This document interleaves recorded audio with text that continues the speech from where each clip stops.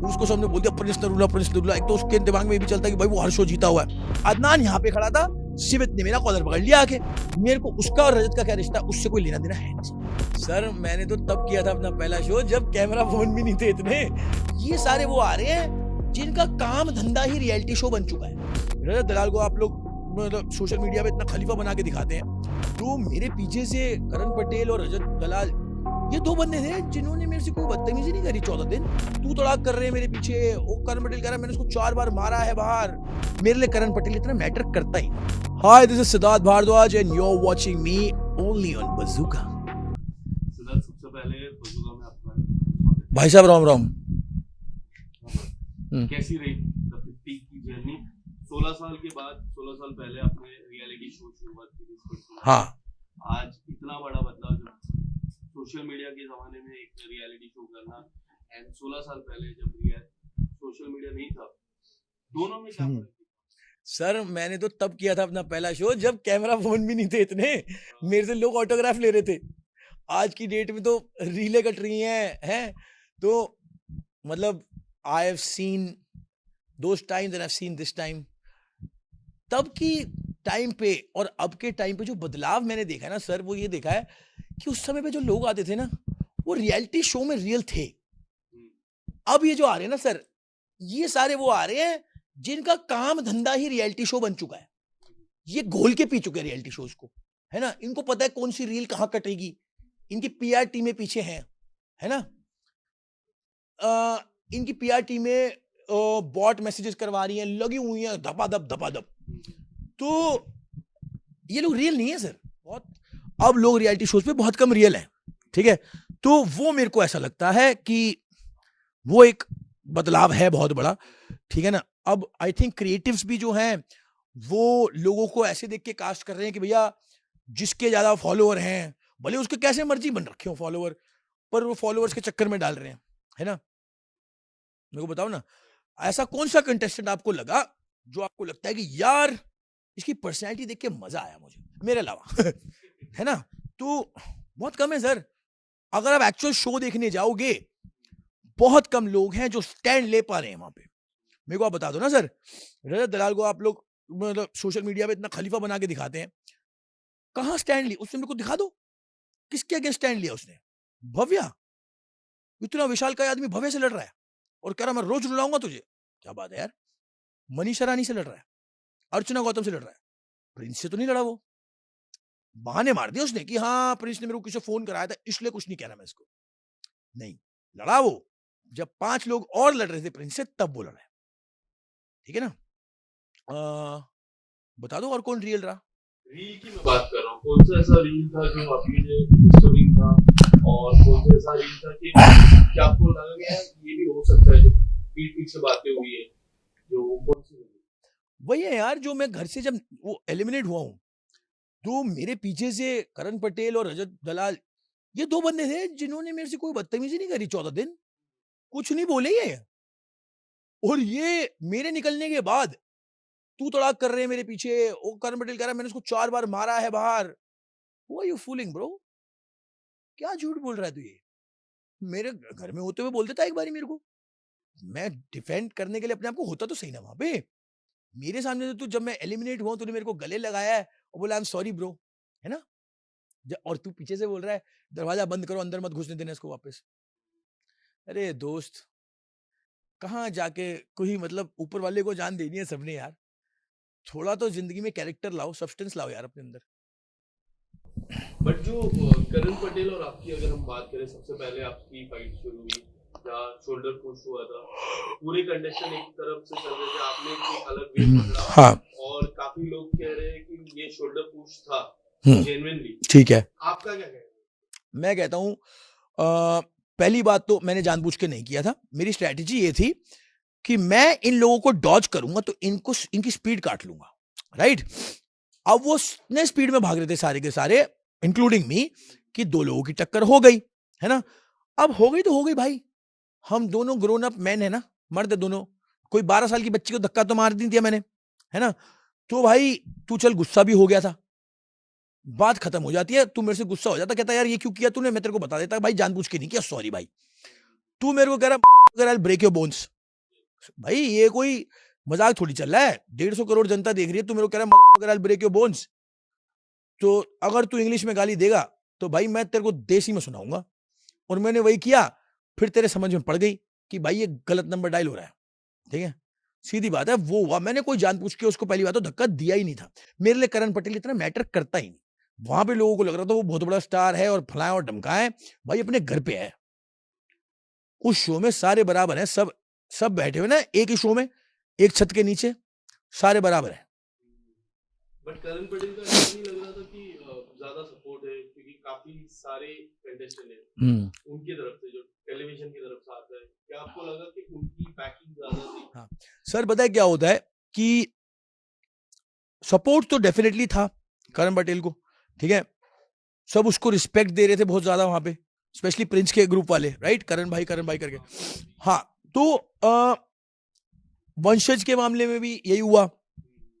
हमने वंशज को चूज किया था, मैंने, सैमी ने, क्योंकि सैमी मेरा दोस्त है। सैमी ने बोला कि भाई वंशज को वोट देना है, तो उस वजह से भी दिया, प्लस वंशज छोटा है और मुझे ऐसा लगता था कि यार एक और चांस डिजर्व करता है, उस वजह से भी।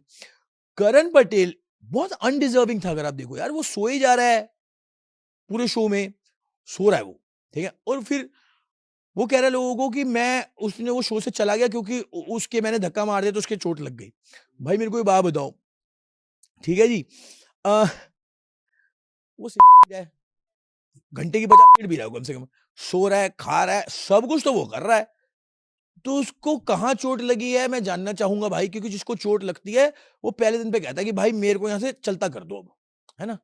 तो मेरे को तो हाँ, उन्होंने खुद कहा कि मैं फिट नहीं हूँ, हेल्दी नहीं हूँ, वंशज को रहना चाहिए और मैं जाता हूँ बाहर। ऐसा आपको क्या लगता है, इसके पीछे लॉजिक क्या है? सर क्या बोलूं मैं, इसके पीछे क्या लॉजिक है, ये पूरी दुनिया को पता है कि ये बनावटी चीज है जो वो कह रहे हैं। ठीक है, अपनी इमेज क्लीन करने के लिए कह रहे हैं, ठीक है ना, तो अपनी इमेज क्लीन करने के लिए कह रहे हैं, है ना।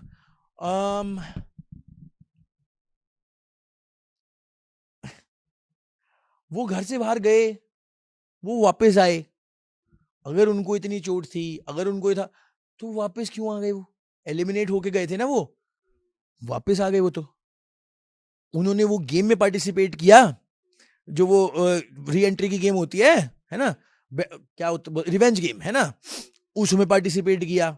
जिस आदमी के इतनी दर्द है, उसकी छाती की हड्डी टूट रखी है, वो कह रहा है फ्रैक्चर हो गया उसके, तो भाई वो आदमी कहेगा कि भाई साहब हेलो ऐसा है, हाथ जुड़वा लो, मैं नहीं खेलता आपकी गेम, मेरे तो लगी हुई है चोट। फिर उसके बाद क्योंकि वंशज ने उनके साथ वो हरकत करी थी, है ना, वो ऑनलाइन वंशज ने बहुत बैकलैश दिलवाया था, तो उनको अपनी इमेज भी क्लीन करनी थी। ठीक है ना सर, बहुत दाव पेच होते हैं सर, ये हम कोई पहला खेल नहीं खेल रहे, 2009 से खेल रहा हूं मैं ये खेल, है 16 साल हो गए सर, मैंने अपना पहला शो 16 साल पहले किया था। ये जो 2-3 साल के जो ये लोग शो करके, क्योंकि सोशल मीडिया का जमाना है तो फॉलोइंग बना के सोच रहे बहुत बड़े खलीफा है ना, मैं 16 साल बाद पूछूंगा, अगर फिर भी इंडियन टेलीविजन पे हुए ना तब बात करेंगे। मैं 16 साल से हूं। पर दीपक का नाम लेना, क्योंकि एक पॉइंट पे दीपक का नाम लेना, उनको नहीं जानता, एंड दीपक जी के नाम लेना, क्या आपको लगता है द 50 में वो है भी नहीं और उनका नाम लेके आपके ऊपर बोल रहा हूँ? भाई दीपक बहुत बड़ा आदमी है, ठीक है, हम बहुत लकी हैं कि हमारी बहन की शादी दीपक से हुई है। हम दीपक को इन छोटे लोगों के लिए और इन छोटे कामों के लिए यूज नहीं करते, ठीक है ना। मैंने दीपक का नाम कभी जिंदगी में खुद कभी यूज नहीं किया है ना। मेरा दीपक का जो रिश्ता है, मैं उसके नाम के ढोल नहीं पीटता हूं, ठीक है। दीपक ने कभी रजत दलाल को फोन नहीं किया है। रजत दलाल दीपक को फोन करता था अपने मैनेजर के थ्रू और लोगों के थ्रू कि भाई आपको बड़ी इंजरीज हुई थी, आप मेरे को बता दो, आप किसी डॉक्टर को जानते हो कि मेरे इंजरी हो रखी है। तो दीपक ने उसको डॉक्टर के बारे में बताया था। रजत दलाल ने मेरे से आके बात करी थी दीपक के बारे में कि भाई मेरी भाई साहब से बात हुई थी, तो उन्होंने मुझे बताया, तो इसलिए मैं उसके साथ रिस्पेक्टफुल था। इसलिए मैं बहुत शॉक्ड था कि उसने दीपक का नाम इस तरीके से लिया जाने के, मेरे निकलने के बाद, कि इसका जीजा आया नहीं तो मैं ये कर देता, मैं वो कर देता। भाई क्या कर लेता तू यार, हमारा किसे पागल बना रहा है? दिल्ली में पले बड़े हैं हम, दिल्ली 6 की पैदाइश हूं मैं, मैंने कोशिश कर ली कभी मारने की, ठीक है। हौस खास रहता हूं मैं भाई, कैमरा में बोल रहा हूं, लोकेशन है मेरी ये, तुम लोकेशन मानते घूमते हो ना, मैं हौस खास रहता हूं, जब मर्जी आ जाओ तेरा दिल करे। बच्चों वाली बात है यार, ये कर लेता वो कर लेता, किसी के जाने के बाद तुम बोल रहे हो, तुम इतने, और ये कौन सा फैन बेस बना रखा है यार तुमने, सामने बोलो ना, तुम इतने बड़े खलीफा हो, ओ मैं तो ये कर दूंगा, मैं वो कर देता, तू बातें करने का है खाली, ठीक है, जिसने करना होता ना सामने सामने करता है वो, वीडियो डायरी में बैठ के कह रहा है तुम लोग खेल नहीं रहे हो, मैं तुम्हें खिला रहा हूं, अब 7 लोगों के साथ आया तू, ठीक है, वोट बैंक भर के, काय का खिला रहा है, काय का मास्टरमाइंड समझ रहा है अपने आप को तू, है 50 लोगों के शो में 7 तो तेरे साथ आ रखे हैं, जबरदस्ती खलीफे बना रखे हैं सर। आपको ऐसा नहीं लगता कि कब से मैं एक चीज सुन रहा हूँ, जो यूके राइडर पे सवाल आ रहे थे, हाँ। आपने काफी कुछ कहा उस पे, मैं कभी से सुन रहा हूँ, हाँ, एंड कुछ लोग आपसे ये भी पूछे कि अगर करण पटेल मिलते हैं आपको बाहर, तो आपने बोला नहीं, मैं नहीं मिलना चाहूंगा। एक तरफ यूके राइडर्स की फैन बेस की आप बात कर रहे हो कि फैंस उनसे इंस्पायर हो गए, वैसी चीजें भी करेंगे, ऐसा आपने कहा, तो आपको नहीं लगता कि आपकी भी फैन बेस आपसे इंस्पायर होगी? हाँ। और जिस तरह से आपका है कि मैं फाइट को कंटिन्यू करूंगा बाहर, और उस तरह से इंस्पायर होगी? सर मैं कंटिन्यू करूंगा ही नहीं ना फाइट को, मैं सर अपने काम में, फॉरगिविंग नेचर नहीं है सर ये फॉरगिव वाली चीज ही नहीं है ना, मैं, आप मेरे लिए मैटर ही नहीं करते, मैं आपको फॉरगिव करूं या कुछ करूं वो तब की बात है, अगर आप मेरे को आगे सॉरी बोल रहे हो, है ना, मैं आपको फॉरगेट कर रहा हूं, ठीक है, फॉरगिव तो बहुत दूर की बात है, मैं फॉरगेट कर रहा हूं आपको, क्योंकि मेरे लिए आप मैटर नहीं करते, आपका कोई कैरेक्टर नहीं है मेरे सामने, मुझे ऐसा लगता है कि अगर आप इस किस्म के घटिया इंसान हो कि आप मेरे शो से निकलने के बाद मेरी पीठ पीछे बोल रहे हो, तो आप मेरे लिए मैटर नहीं करते, ठीक है, आप मुझे कहीं बाहर मिलोगे मैं आपको कतई नजरअंदाज कर दूंगा, ठीक है, मेरे को आपसे कोई एक्सप्लेनेशन नहीं चाहिए, कुछ नहीं चाहिए, and I wish you all the best in your life, बड़ी शाबाश। दिव्या जब रिटर्न घर पे आई तो उन्होंने कहा कि ऐसा लग रहा है कि सब मिलके प्रिंस को टोपी दे देनी चाहिए, आपका क्या टेक है कि प्रिंस कॉन्फिडेंट है, ओवर कॉन्फिडेंट है, क्योंकि दोनों लाइन के बीच में एक दरार होती है, कॉन्फिडेंट और ओवर कॉन्फिडेंट, आपको क्या लगता है वो कॉन्फिडेंट है या ओवर कॉन्फिडेंट? यार प्रिंस ना, मेरे को ये लगता है कि प्रिंस फंस गया गलत, ठीक है, प्रिंस आ गया शो में, उसको सबने बोल दिया प्रिंस नरूला प्रिंस नरूला, एक तो उसके दिमाग में ये भी चलता है कि भाई वो हर शो जीता हुआ है ना, तो आज तक तो वो इस शो में फंस गया, इस शो में पड़ गया कलेश, अलायंस पलायंस के चक्कर में, ठीक है, पर वो यार वो भी तो खेल नहीं आया है, क्या करे, मार ले अपने आप को, कोई उससे लड़ाई करेगा वो लड़ेगा, ठीक है, सबका सेम हिसाब है, तो यार ये गलत चीजें हैं, वो क्या करे तुमको, तुम खेलो, वो मना थोड़ी कर रहा है, तुम लीड कर लो ना। मेरी और प्रिंस की जब बात हुई थी उसके लिए कि भाई जो है प्रिंस ने मेरे को बोला मेरे साथ खेल, नहीं, मैं फिर से मेरा सवाल रिपीट करता हूँ, क्या आपको लगता है प्रिंस कॉन्फिडेंट है या ओवर कॉन्फिडेंट है?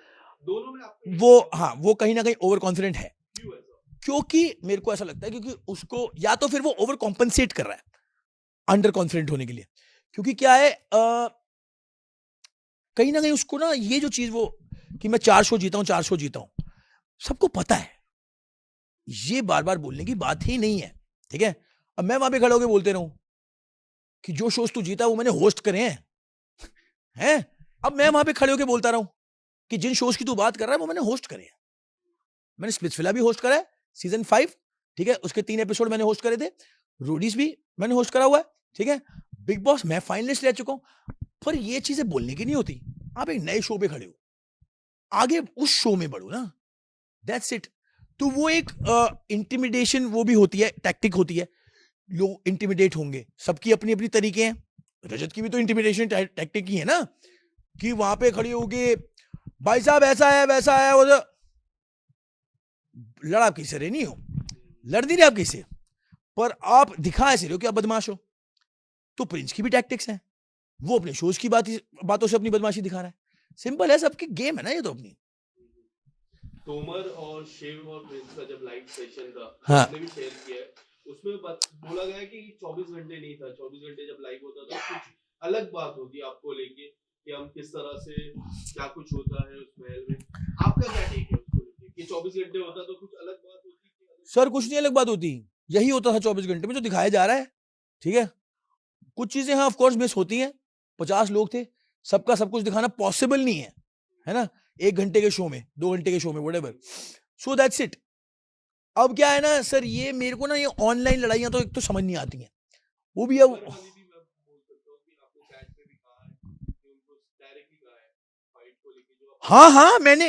मैंने उसको मैसेज, मैंने शिवित को मैसेज डाला हुआ है कि मेरे को बता देना कहां पे मिलूं तेरे से आके, ठीक है, मैं कैमरा में बोल रहा हूं कि भाई तूने मेरा कॉलर पकड़ा है, ठीक है, अब ये तेरी टीम, क्या सिचुएशन थी वो तूने बताया नहीं, तेरी टीम ने वो उसका वो बना लिया है ना, वो जो AI का बनाते हैं वो बना रखा है, उसमें दिखा रहे हैं कि तू मेरे को मार रहा है ना, और मेरी शक्ल ऐसी है उसके अंदर, ऐसा कुछ हुआ नहीं था। पहली बात तो इसने मेरा कॉलर पकड़ लिया था, वो भी धोखे से, क्योंकि मैं 3 लोगों से लड़ता हूं, समझो, जब मैं प्रिंस से लड़ रहा हूं तो मैं 3 से लड़ रहा हूं, क्योंकि एक इस तरफ से आता है हामिद, ये शिवित यहां से आता है, प्रिंस मेरे से लड़ रहा है, ठीक है, तो अदनान यहां पे खड़ा था, शिवित ने मेरा कॉलर पकड़ लिया आके, ठीक है, और मैं उस टाइम बात किसी और से कर रहा था, मैं शिवित से बात ही नहीं कर रहा था उस टाइम, मैंने शिवित का पकड़ा हुआ था, पीछे उससे धक्का दिया, मैंने जूते पहने हुए थे, मैं स्लिप हुआ हूं, ठीक है, और उसका मैंने कॉलर पकड़ा हुआ है, उसके उसने मेरे से रैपट खाया है, ठीक है, और प्रिंस ने मेरे को ऐसे उठा लिया पीछे से। तो भाई बहुत सी चीजें ऐसी हैं जो नहीं दिखी, व्हाटएवर सेड एंड डन, मैं खुली ऑफर रख रहा हूं ना सबको कि अगर आपको लगता है कि आप खलीफे हो तो हमारे पास भाई यहाँ पे 10 MMA जिम्स हैं, बॉक्सिंग रिंग्स हैं, वहां पे कोई बीच बचाव नहीं होगा, वहां पे एक स्पोर्ट की तरह legally we will fight, come on, say yes to that, it is very simple. फोकी बदमाशी ना बहुत हो गई है, खोखली बदमाशी मत करो, सबको पता है कि इन टीवी शोज पे हाथ नहीं उठते, आप लोग 3-3 4-4 के ग्रुप बना के आए हुए थे, पहली बात, मैं अकेला था, आप मेरे से रिंग में लड़ लेना, ठीक है। एक सवाल मैं पूछना चाहूंगा कि आप उस महल में थे, रजत और चाहत का जो रिश्ता है, सर मेरे को उसके बारे में मेरा सवाल जो रिश्ता हमें दिख रहा है एज हाँ, व्यूअर, और जो रिश्ता आपको दिख रहा है वो किस तरह का, क्या ये भाई बहन का रिश्ता है, क्योंकि उन्होंने इंटरव्यू में कहा कि हमारा भाई बहन का रिश्ता है, आपसे सवाल पूछूंगा क्या आपको लगता है वो भाई बहन का रिश्ता है कि अलग वे में रिश्ता है? सर रजत और चाहत, ठीक है, का रिश्ता मेरे लिए बिल्कुल इतना महत्व रख ही नहीं रहा था, ना कभी रखेगा कि मैं उसको देखूं या उसको जज करूं, ठीक है ना। तो सर ये सवाल आप किसी ऐसे से पूछें जिसको इसका फर्क पड़ता हो, है ना। मुझे चाहत पांडे पर्सनली बहुत अच्छी इंसान लगती है, उसने मेरे को बहुत सपोर्ट किया है, तो I am always there for Chahat Pandey. मेरे को उसका और रजत का क्या रिश्ता, उससे कोई लेना देना है नहीं सर। अरे अभी तो बोला था एक आखिरी सवाल हाँ जो 2 नाम आ रहे हैं, हाँ एक तरफ शिव और हाँ दूसरी तरफ फैजू का, हाँ, आपको क्या लगता है दोनों में डिजर्विंग कौन है? फैजू, इतना फैजू डिजर्विंग विनर है, फैजू ही जीतेगा, शिव क्यों नहीं? क्योंकि शिव ने उस तरीके से नहीं खेला है जिस तरीके से फैजू खेल के गया है। फैजू ने बहुत दिल दिखाया है, फैजू के दोस्त यार निकल गए, फैजू अकेला भी था वहां पे, ठीक है, अच्छा लड़का है फैजू, उसका एक स्टैंड है, ठीक है ना, उसका एक वो अपना स्टैंड रखता है, वो अपनी बात बोलता है।